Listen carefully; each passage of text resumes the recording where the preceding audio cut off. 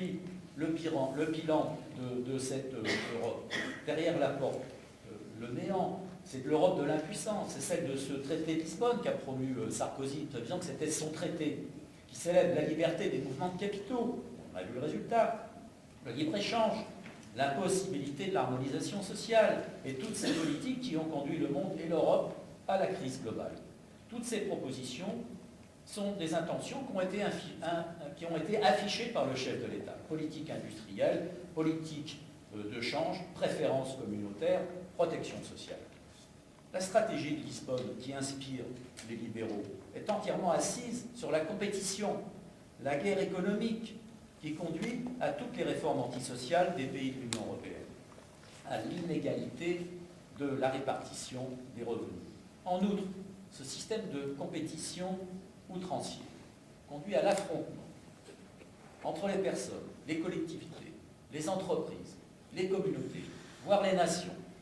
C'est une violence morale qui s'exerce à chaque instant de la vie et peut conduire aux pires excès et à la guerre entre les peuples. L'homme n'est pas fait que de consommation, il n'est pas réduit aux échanges marchands, il est avant tout un être social, destiné à vivre avec les autres, en société. Le système d'affrontement, basé sur le culte de la performance et l'obsession de la rentabilité maximale, à la domination du meilleur, du fort sur le faible, conduit à la dissociation des liens humains qui caractérisent notre espèce. Il conduit à la dissociété, comme le dit mon ami Jacques Généreux.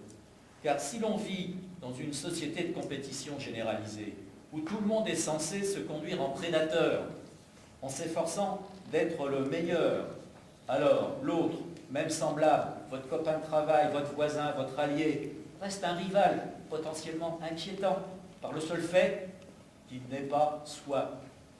Il devient l'étranger, angoissant et menaçant.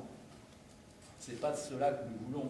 L'Europe que nous voulons, c'est une Europe efficace contre la crise, l'Europe de l'emploi pour tous. Et pour cela, nous proposons un vaste plan de relance de l'activité, soit la mise en œuvre, le contrôle public et citoyen, d'un plan de développement des infrastructures européennes et d'activités socialement utiles et respectueuses de l'environnement. Il ne s'agit pas de relancer l'économie par n'importe quel moyen, oubliant au passage la gravité de la crise écologique. Il s'agit fondamentalement de rompre avec la logique du profit pour imposer une dynamique fondée sur la satisfaction des besoins sociaux, la réduction des inégalités liées à la mise en œuvre des impératifs écologiques. Nous avons pour objectif, Jacques le disait tout à l'heure, l'Europe des 35 heures, sans perte de salaire, l'interdiction des licenciements boursiers, l'instauration d'un bouclier social, et non pas fiscal, une sécurité sociale professionnelle. Nous proposons un salaire minimum européen qui serait en France de 1 600 € net.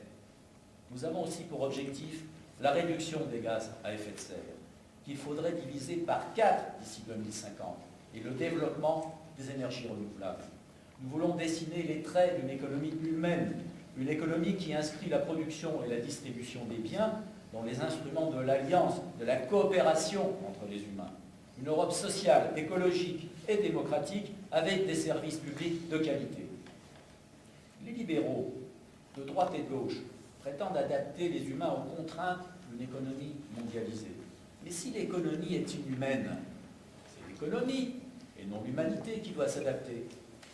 Le financement de l'économie et la distribution des revenus doivent redevenir des biens publics dont l'organisation relève de délibération démocratique. Cela signifie construire une démocratie effective des citoyens, en France et en Europe. Une démocratie qui ne se limite pas au bulletin de vote et à la porte des entreprises. Il est quand même paradoxal que, dans notre République, le citoyen devienne un sujet du patron de droit divin quand il en franchit le seuil de son entreprise. Là aussi, il y a des progrès importants à faire en ce qui concerne les droits des travailleurs dans les entreprises. Nous voulons une Europe de l'harmonisation sociale et fiscale. Pour ça, c'est interdit, je le répète, parce que c'est vraiment important, c'est interdit par le traité de Lisbonne. L'Europe doit mettre en place des critères de convergence sociaux pour réduire les inégalités en harmonisant vers le haut les conditions sociales, en empêchant le dumping et social et fiscal. Ça nécessite que l'on aide suffisamment les pays européens de l'Est. L'Europe ne dispose que d'un budget de 1%, c'est insuffisant. Or, on a fait des efforts importants quand l'Espagne, le Portugal, la Grèce sont entrés dans l'Europe pour les amener à ce niveau social, économique social, à peu près équivalent à celui des pays qui étaient déjà dans l'Union européenne. On n'a pas fait le même effort pour ces pays de l'Est, ce qui provoque les délocalisations. Voilà. Bien sûr, on préfère aller faire fabriquer des voitures chez Dacia en Roumanie ou je ne sais quoi, ou faire venir aussi le plombier polonais. Bon, voilà, vous connaissez l'histoire.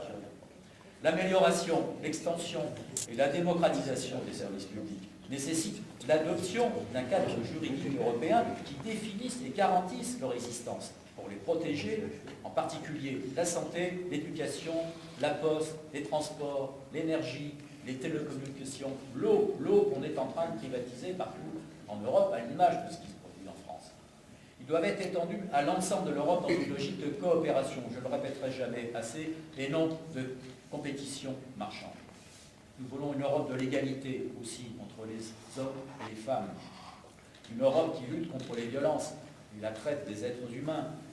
L'égalité des droits par la limitation des revenus démesurés, par l'impôt régulateur sur les plus hauts revenus. Une Europe, je ne m'étendrai pas là-dessus, Françoise l'a fait suffisamment, force de la paix et de la coopération entre les peuples.